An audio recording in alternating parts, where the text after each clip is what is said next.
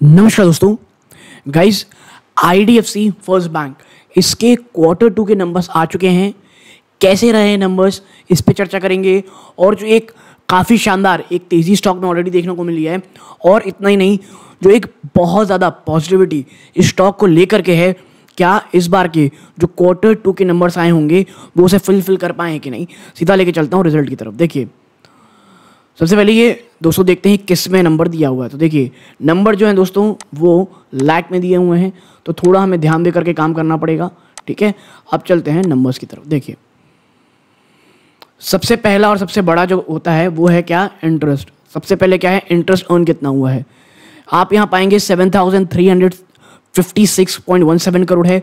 एक साल पहले ये कितना था, मात्र 5,469 करोड़ रुपीज़। ठीक है, और एक क्वार्टर पहले कितना था ये, 6,867 करोड़ रुपीज़। यानी ईयर ऑन ईयर आप देखेंगे जंप है, क्वार्टर ऑन क्वार्टर आप देखेंगे ना, तो ये एक आप कह सकते हैं डिसेंट सी जंप है। ये नहीं कहूँगा कि कोई बहुत ज़्यादा आउट परफॉर्मेंस हो गई, लेकिन हाँ, ग्रोथ साफ साफ है। और जैसा मैं हमेशा कहता हूँ दोस्तों, बैंकिंग को हमेशा क्वार्टर ऑन क्वार्टर देखना चाहिए, न कि ईयर ऑन ईयर दोस्तों। ठीक है, तो क्वार्टर ऑन क्वार्टर आप देखेंगे यहाँ पे, तो आपको पता चलेगा कि भैया ये जो है ना, ये जंप अच्छी खासी हुई है।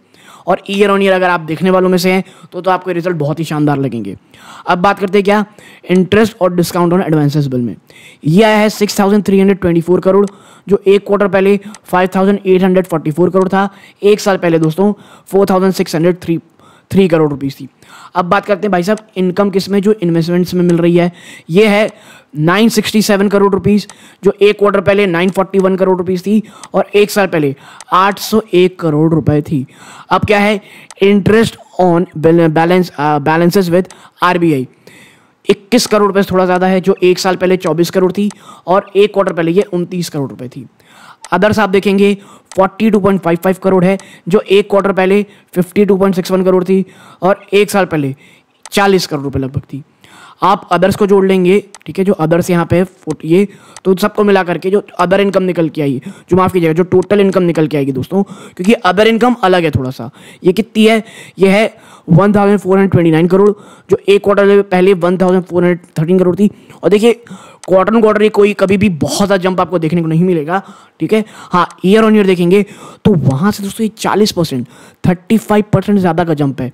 आप समझिए अदर बैंक आजकल एक बैंकिंग कंपनी के लिए कितना इंपॉर्टेंट हो गया है। ठीक है, अब क्या है भाई साहब, अब चलते हैं कि इसमें इंटरेस्ट एक्सपेंडेड तो हो गया, अब चलते हैं कि इसमें टोटल इनकम है कंपनी की। तो देखिए 8,785 करोड़, जो एक क्वार्टर पहले 8,281 करोड़ था, एक साल पहले 6,531 करोड़ रुपीस थी। ठीक है, तो मैं फिर कहूँगा, अगर आपको ईयर ऑन ईयर देखना है, it's a great come result. बल्कि क्वार्टर ऑन क्वार्टर भी अगर आप देखेंगे तो मुझे रिजल्ट खराब नहीं लगे हैं। ठीक है, ये चीज़ याद रखिएगा। तो शायद यहाँ से तेज़ी के चांसेस थोड़े ज़्यादा होते हैं, हमको दिखाई दे सकते हैं। नेक्स्ट चीज़ क्या है भैया, अब क्या है, आप कह सकते हैं इंटरेस्ट एक्सपेंडेड। ये तो टोटल इनकम हो गई। अब उस कमाने के लिए कितना खर्चा किया गया है, तो देखिए यहाँ पे 3,405 करोड़ रुपीज़ है, जो एक साल पहले ये 2,467 करोड़ थी। साफ दर्शा रहा है एक हाई इंटरेस्ट रेट जो है वो साफ साफ यहाँ दबाव बनाते दिखाई दे रहे हैं। एक क्वार्टर पहले कितना थी, 3,122 करोड़। ऑपरेटिंग एक्सपेंस देखेंगे तो ऑपरेटिंग कॉस्ट और अदर मिला करके यहाँ टोटल कितना हुआ है, 3,869 करोड़, जो एक साल पहले मात्र 2,894 करोड़ थी। यानी आपको दिख रहा होगा कि भले ही इनकम काफ़ी अच्छी दिख रही है, बट खर्चे भी उसी प्रकार हुए हैं। और आप देखेंगे तो जो ऑपरेटिंग एक्सपेंसेस ना, अदर ऑपरेटिंग एक्सपेंसेस, उसमें काफ़ी बड़ा जंप आया है। तो आप इन दोनों को जोड़ लें तो टोटल एक्सपेंडिचर जो आया है दोस्तों 7,275.55 करोड़, जो एक साल पहले मात्र 5,362 करोड़ रुपीस थी। ठीक है, अब आप क्या करो, प्रोविजंस जिसमें अदर कंटेंजेंसीज हैं दोस्तों, जो यहाँ पर आपको साफ साफ देखने को मिल रहा होगा, क्या हुई है यहाँ पे हुई है दोस्तों, क्या बढ़ोतरी हुई है। जो पहले दोस्तों कंटेंजेंसी नेट थी 424 करोड़, वो बढ़ करके 528 करोड़ हो गई है। ठीक है, और अदर एक्सपेक्शन करके जो इन सबको मिला करके जो profit loss from ordinary activities आती है दोस्तों, ठीक है, टैक्स के पहले, ये है कितना, 981.8189 करोड़ रुपीस। एक साल पहले कितनी थी, 744 करोड़। ठीक है, यानी आप देखें अभी भी ईयर ऑन ईयर जो है ये काफ़ी अच्छा जंप है। क्वार्टर ऑन क्वार्टर आप देखेंगे तो आपको कमजोरी देखने को मिलेगी।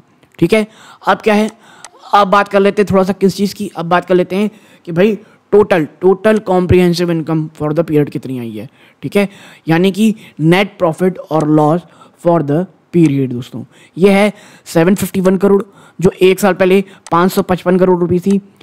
तो ईयर ऑन ईयर कहूँगा काफ़ी शानदार जंप है, बट जब हम क्वार्टर देखते हैं तो ये हमें डी ग्रोथ दिखा रही है। जी हाँ, 765 करोड़ के सामने, ठीक है। तो मैं यही कह रहा हूँ दोस्तों आपसे कि ईयर ऑन ईयर देखेंगे आपको अच्छा लगेगा, बट इट्स अ बैंक हमें अक्सर क्वार्टर ऑन क्वार्टर देखना चाहिए, ठीक है। अब देख लेते हैं कि भैया एनालिटिक रेशियोज कैसे हैं। तो सबसे पहले कैपिटल एडुकेसी रेशियो 16.5% थोड़ा ऊपर है, तो ईयर ऑन ईयर यहाँ पे भी आपको साफ साफ जंप देखने को मिलेगा, ठीक है। सबसे बड़ी चीज़ एनपीए, तो 2.17 से घट के 2.11 हो गई है, यानी गिरावट है। और यहाँ नेट एनपीए 1.26 के घट करके क्वार्टर ऑन क्वार्टर 1.16 हुई है। ये काफ़ी पॉजिटिव चीज़ ये है, मैं ये ज़रूर रहूँगा, ठीक है।